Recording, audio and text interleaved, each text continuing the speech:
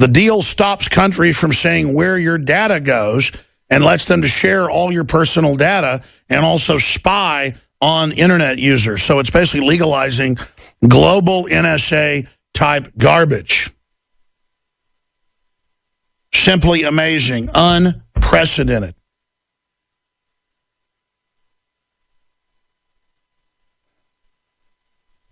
Continuing, kids abused, choked, and beaten in dark rooms at police leadership camp. So they're teaching brutality and torture. They call it pain compliance. Off-grid kids still in state custody 1 month later, even though in court the family was exonerated and they said give them their kids back. Well, yeah, Obama, ignores court rulings on NSA spying that's illegal. Or when courts say you can't have open borders. And I want to cover this later. Slacktivist Susan Sarandon is too lazy to wear an anti-gun T-shirt. That's what this Wear Orange Day that Google and others have been promoting is about. Where you wear orange for gun victims as if guns. How about you wear pink for people run over by cars and we blame cars? How about people driving cars? But that ties into other Hollywood folks showing that they're starting to wake up. John Cusack says that Obama is far worse than Obama, close quote. Liberal professor vilified as racist for accurately outing activist, for actively quoting activist. I'm a liberal professor, and my liberal students terrify me. It's an article I'm going to break down later. I just so happened to run into a mainstream Chinese newspaper in English article. In fact, I think I IM'd it to Nico, or maybe I forgot. I don't remember. And it was a high-level Communist Party official apologizing and being praised by the Communist Party of China for renouncing communists during the Cultural Revolution like her school principal and killing him with a group of Red Guard. And Red Guard in communist systems, North Korea, Communist China, you name it, are youth brigades of high school and college people that go out and just viciously murder people. And so that's why psychos around the U.S. and the world say they're part of the Red Guard, and it's a fantasy of young people rising up and, killing old people or killing anybody they want, basically. And it's just so sick that you'd have people praising the Red Guard in the United States and the Red Guard coming after us, pathetically. They could hardly walk. But the Red Guard has been denounced in China, and Mao Zedong has been denounced in China, and the Communist Party admits he killed 84 million people. But only in warped England or the United States would you have at every major college Red Guard groups running around actually wearing Mao shirts. And, I mean, if you go to Nordstrom's or you go to, trendy restaurants, they'll have plates with Mao on it for rich people to come eat on. It's just flirting with total death, flirting with disaster.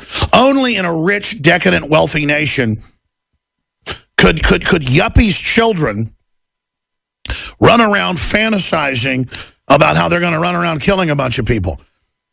That's not going to work in the same way here in the United States, I hope you know. We're not poor, disarmed Chinese peasants that can be fed on by a pack of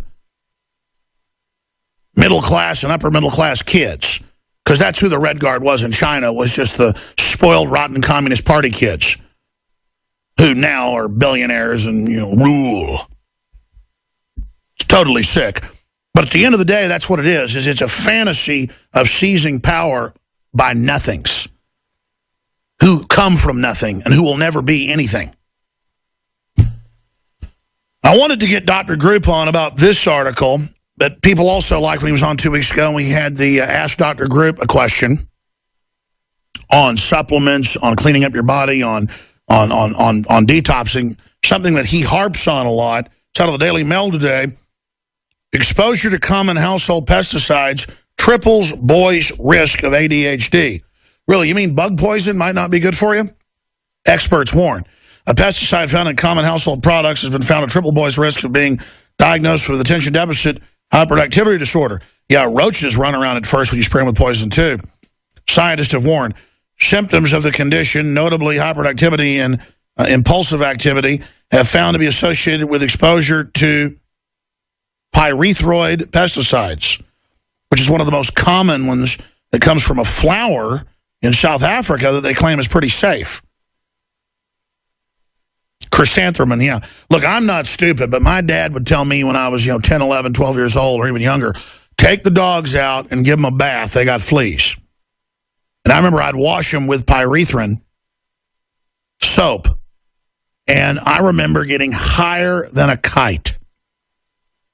But my dad was a smart guy, but he kind of went with the system that pyrethrins are safe for humans. No, I should have been wearing gloves. And I'd get it all over me, and I'd be back there, on the porch or the front yard, out there with the water hose, washing the dogs, scrubbing them, everything. That was one of my chores, mowing the lawn, carrying out the trash, helping him clean out the gutters. Now kids just watch television and dream of being in the Red Guards, but I can't wait for Red Terror to be carried out on Jones. Yeah, man. Can't wait to kill him.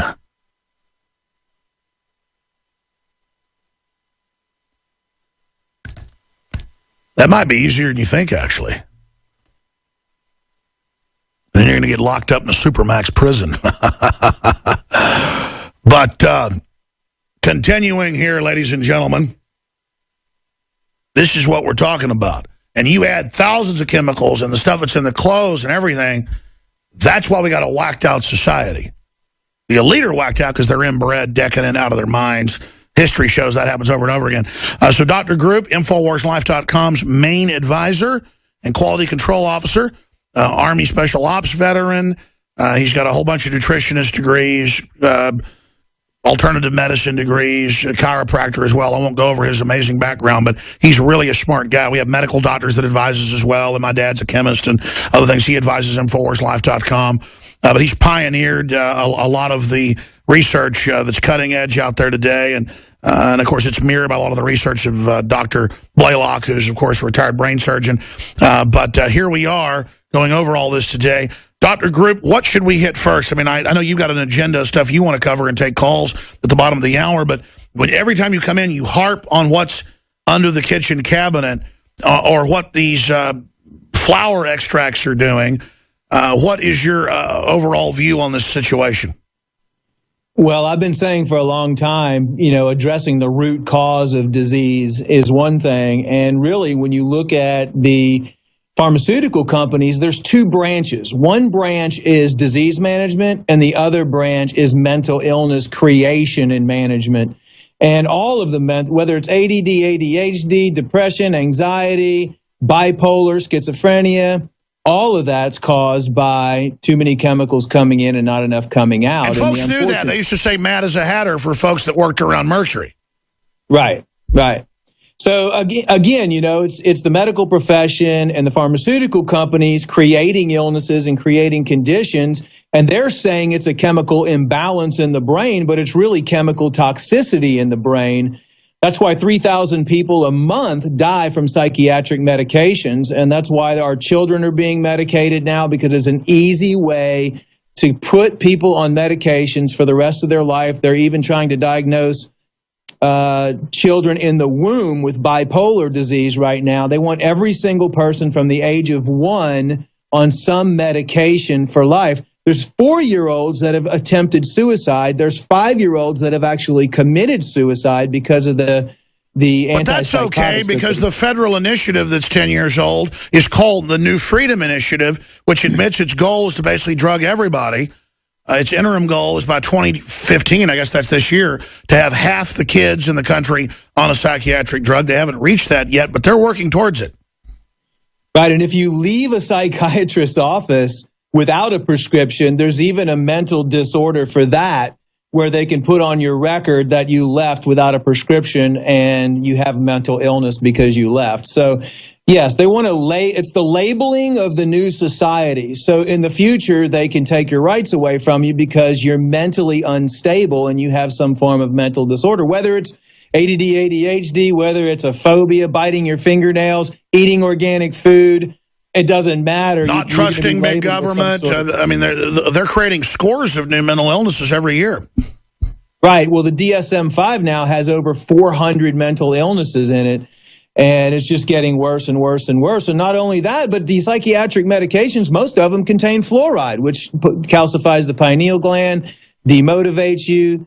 What's happening is turning people into zombies, and we're not creating geniuses again like we used to.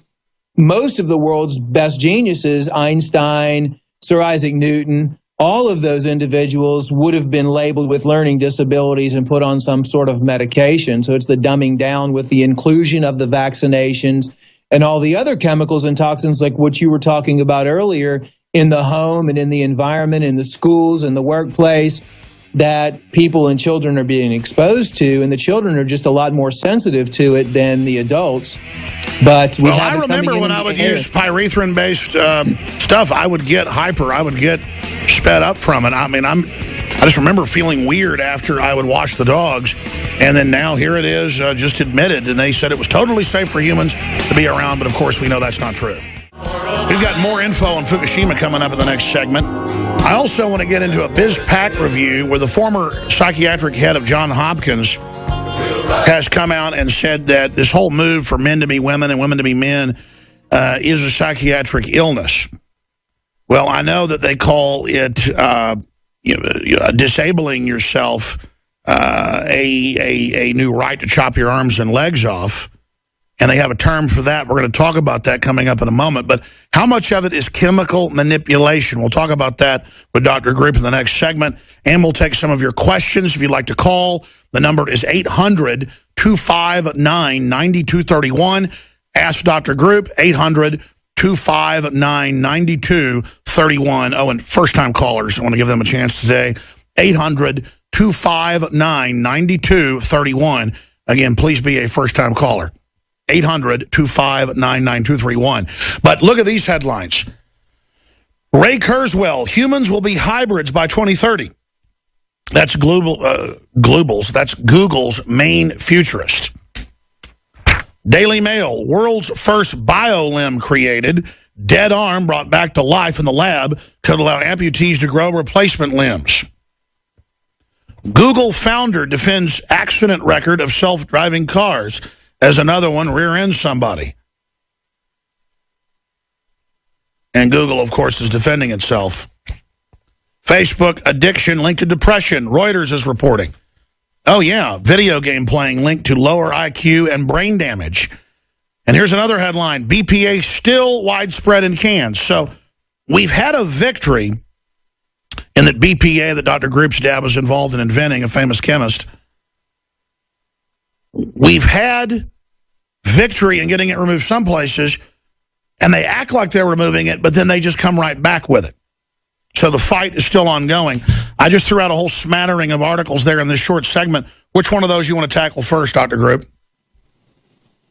Well, you were talking about the transgender, and I mean, it doesn't matter what it is, whether it's a mental illness or a degenerative disease, it's all caused by the accumulation of chemicals. And the whole transgender situation that's going on is really because we have too many chemicals that are in the water and the food, and they're getting into the system and creating excess estrogen because they're endocrine disrupting chemicals, which disrupt your endocrine glands, and your endocrine glands are what regulates and secretes your hormones. And what that does is it decreases fertility.